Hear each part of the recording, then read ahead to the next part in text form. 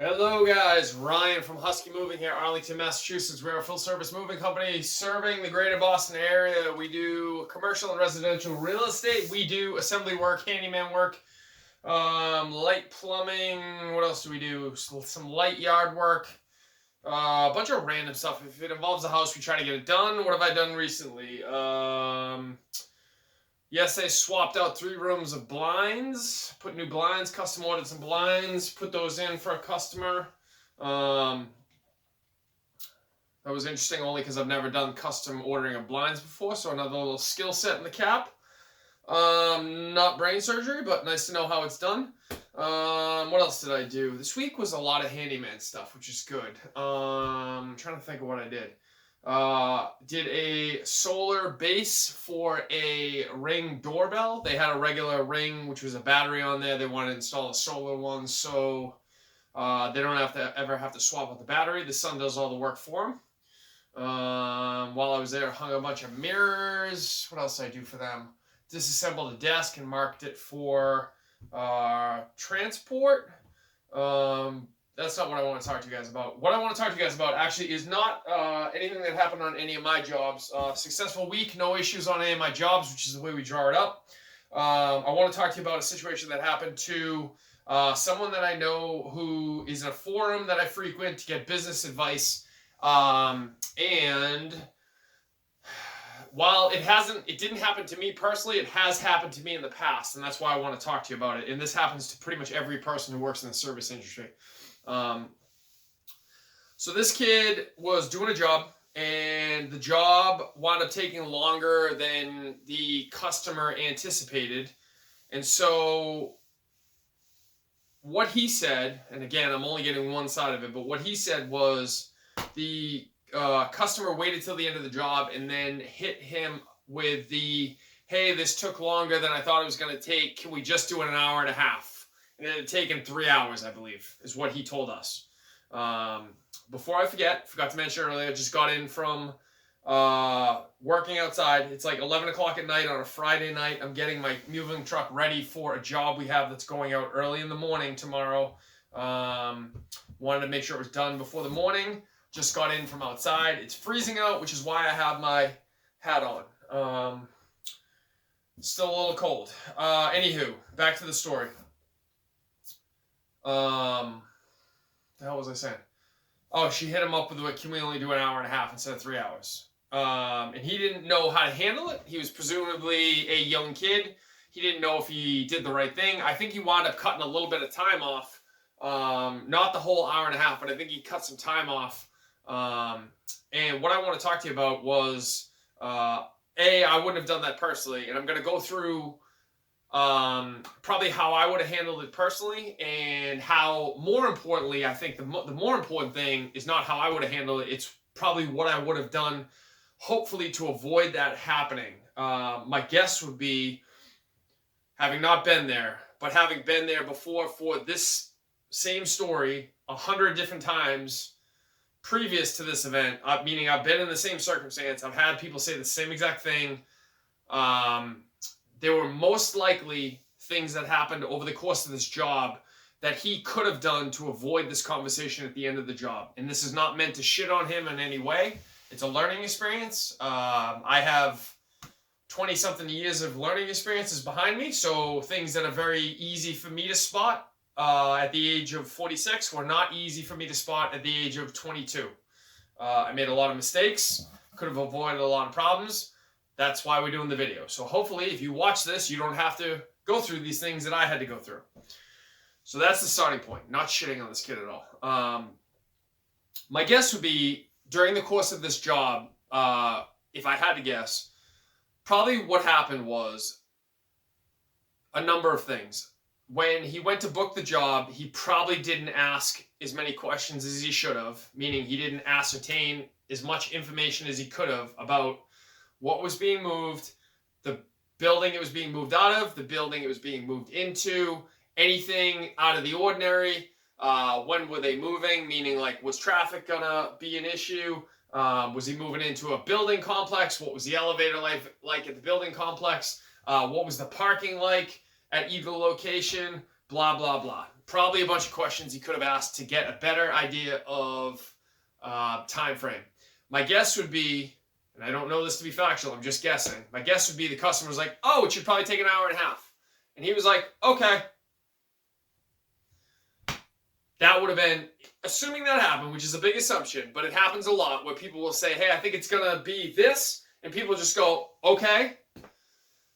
Assuming that happened, that's a big flaw, because I can talk about this because the job I'm doing tomorrow, this exact event occurred. Literally, exact event occurred. I'm doing a job.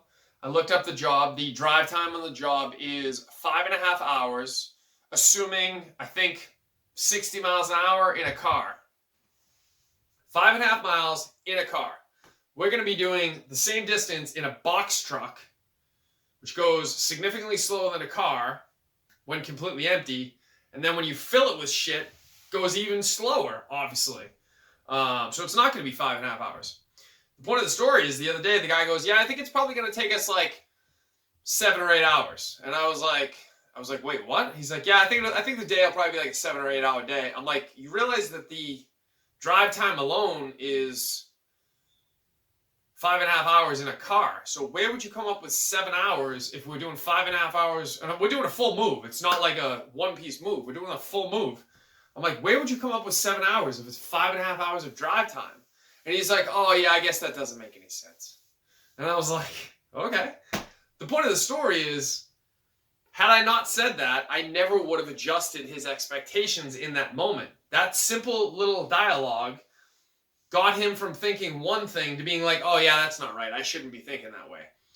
That's going to happen to you 100 times over the course of a job where someone's going to say something and you're going to have to go, no, that's not what you're saying is not accurate.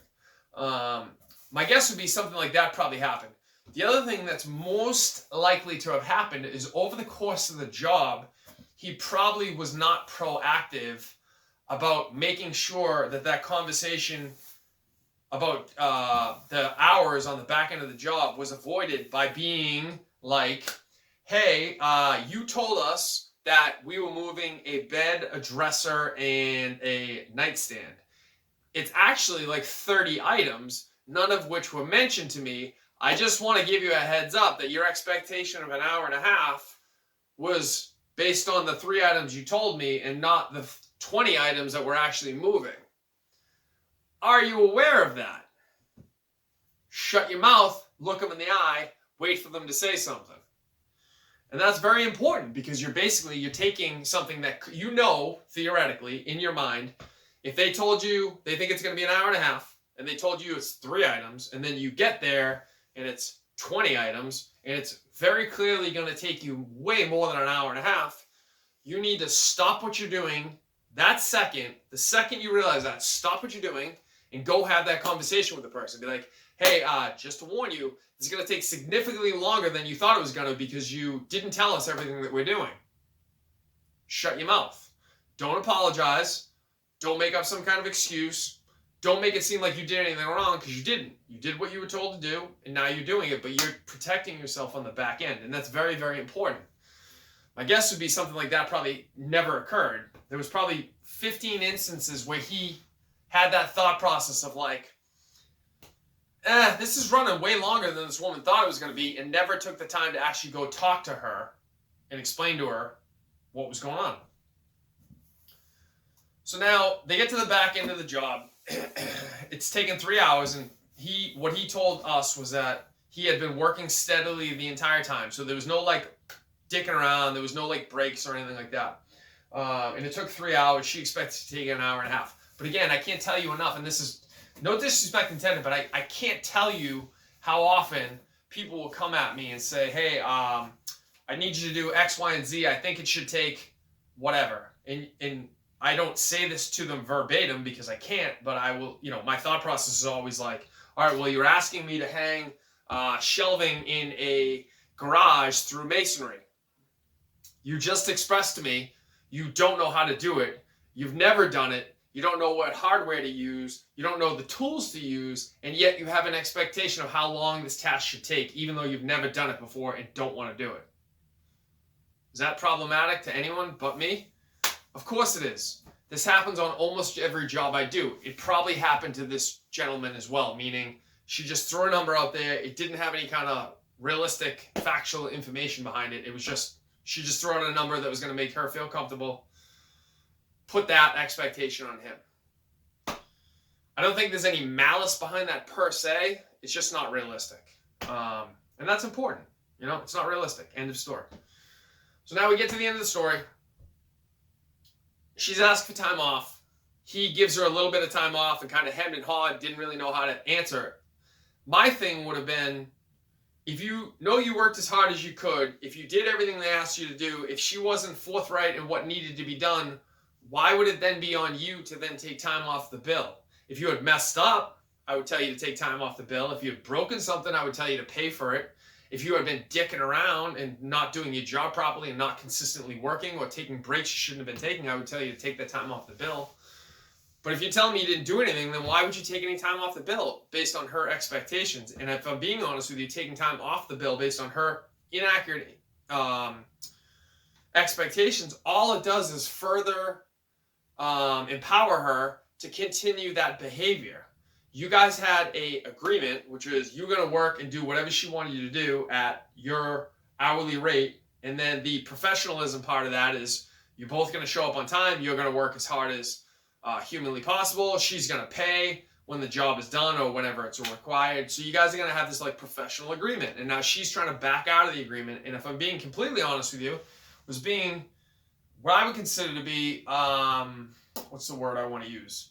I'm not going to say disrespectful, but if you had an idea that you wanted to get money off the bill or you deserved money off the bill, whether right or wrong, the right way to go about doing that would have been not to wait till the very end of the job. The right way to go about doing it would have been to approach the worker and be like, hey, listen, this is taking longer than I thought it was going to take. Can we change game plans? And I'm just going to have you guys take the biggest stuff. And then I'll handle the smaller stuff because I don't want to, I don't want to wind up paying 6 hours for this. I just want to get the biggest stuff is what I'm most concerned for. That would have been, to me, the mature adult way to handle it. And I've actually had that happen a couple times in my life where people had an expectation and they came to me and said, hey, you know what, we're going to change game plans. We're just going to have you guys take the big stuff and we'll handle the small stuff. And then we go, okay, no problem.